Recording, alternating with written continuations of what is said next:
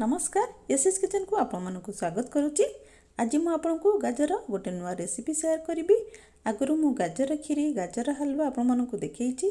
एबे तो मार्केट रे गाजर सीजन चली तो आज मु गाजर मालपुआ बनईकी देखी। आपको बनवा किसी भी कष्ट नुहे, बहुत ही इजी आउ टेस्टी रसभरा।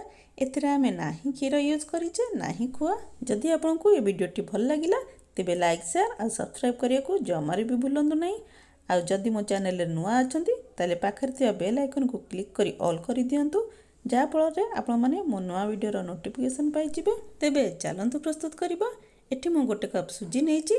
आ सुजी छोट दाना हेले ही बहुत भलो, किंतु मो पाखरे बड़ दाना अछि, सेति पई मो सुजी को आगो ग्राइंडिंग कर नउछि।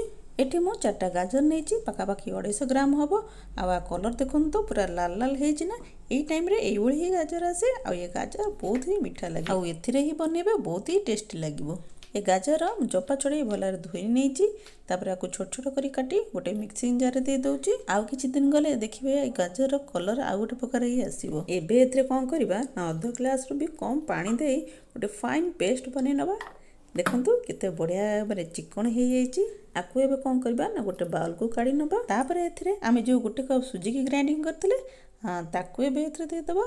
तापर एथिरे हाफ कप मैदा दे दबा, जोटा की बाइंडिंग भली काम करिवो।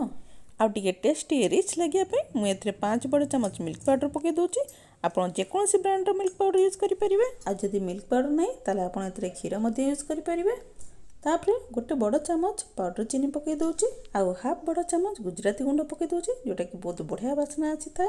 तापरे एथिरे गोटे पिंच लूण पके दोछि, जोटा मीठा जिंस रे लूण पकेले ता टेस्ट आउरी बढ़ी जाए। एबे सब को हमें मिक्स कर दबा। तापरे आको कवर करी 20 रु 25 मिनिट रेस्ट नबा को छाड़ दबा, जेमती सुजी ता भीतर भलार फुली उठिबो। सेही समय भितर आमे एबे सिरा को रेडी कर नबा। जो कप रे आमे सुजी मापितले सेही कप रे मु गोटे कप पानी दे दोछि।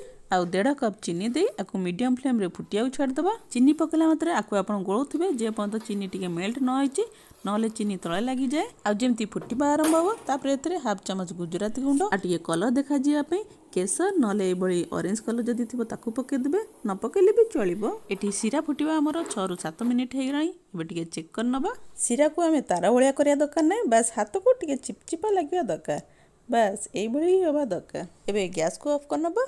आ रेडी हे गला हमर सिरा। मालपुआ छाणिया पे आपण एई भलिया फ्लैट जिंस यूज करिवे भलो। एथरे आपण तेल हो कि घी जोटा भी आपन पसंद सेटा पके परिबे। गैस को एठी मो मीडियम फ्लेम रे रखिछि। एबे चलंतु बैटर को चेक कर नबा। सुजी तो हमर फुली आसिलानी। आ आर कलर देखंतु, जदि आउ टिके अट्रैक्टिव सुंदर देखिया को चाहुचंती ताले आ धरे आपण जे कोनसी फूड कलर रेड ऑरेंज नले एई भली बीट रूट को ग्राइंडिंग करी ता रस को देई परिबे। एटा किछि भी खराब लागिवनी, देह पई बहुत भलो हेल्दी। एबे आकु भलारे मिक्स कर दबा।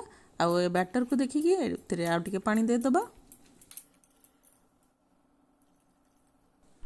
तापर एथिरे हाफ चमच बेकिंग पाउडर पके दोछि, जा द्वारा ये फुला फुला आउ सॉफ्ट मध्ये हबो। एबे ये बैटर कंसिस्टेंसी देखंतु एई भली ही रहइबो। आ जदि बैटर को बेसी पतला करिवे से सेते रुटी भलिया मेली हे जिवो। एबे गैस को सिम करी ए बैटर को तेल रे पकेबा। आ पकेला वाले हाथ को टिके टेकी के पकेबे, जेंति बैटर शेप आपे आपे भला आसी जिवो। देखि परचंद ना साइज जेते पतला करिवे से सेते चौड़ा आकार मेली हे जिवो। एठी मो 3टी मालपुआ मीडियम साइज रे करूची।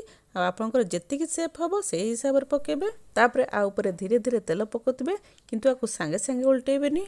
मिनिट 1.5 मिनिट परे जेंति तळपट टिके सेकी हे जिवो, तापरे आको केयरफुली भाबरे आरो साइड के उल्टे नबा।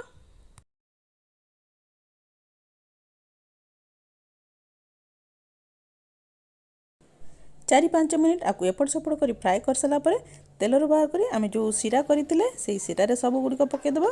आ जे पर्यंत आ गोटे बारी न छाणीचे से पर्यंत से सिरा रे भेदुथिबो। आउ जो बैटर टी रही गला मु एथरे आउ किछि जिंस ऐड करबी। आपण एथरे मध्ये करि परिबे, देखिबे बहुत बढ़िया ही टेस्टी लागिवो। किछि फ्राई हेतिबा चिन्ना बादाम आउ हाफ चमच हबो सम बा पान मधुरी एबे आकु पके मिक्स कर दबा। एबे आकु भी सेही भली भाबरे गोटी गोटी करी पकेबा, जेमति आरो बारी करथिले। आ जोटा सिरा रे पकेथिले ताकु एबे बाहर कर दबा।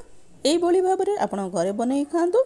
आ को बारीटा आपनको फर्स्ट बारी ना सेकंड बारीटा भल लागिला कमेंट करी मते निश्चय जणेबे।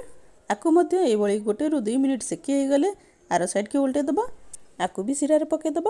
आउ ये गाजर मालपुआ आप 6 ରୁ 7 दिन फ्रिज रे रखी खाई पारिबे, किछि भी खराब लागबनी, बहुत बढ़िया टेस्ट लागिबो।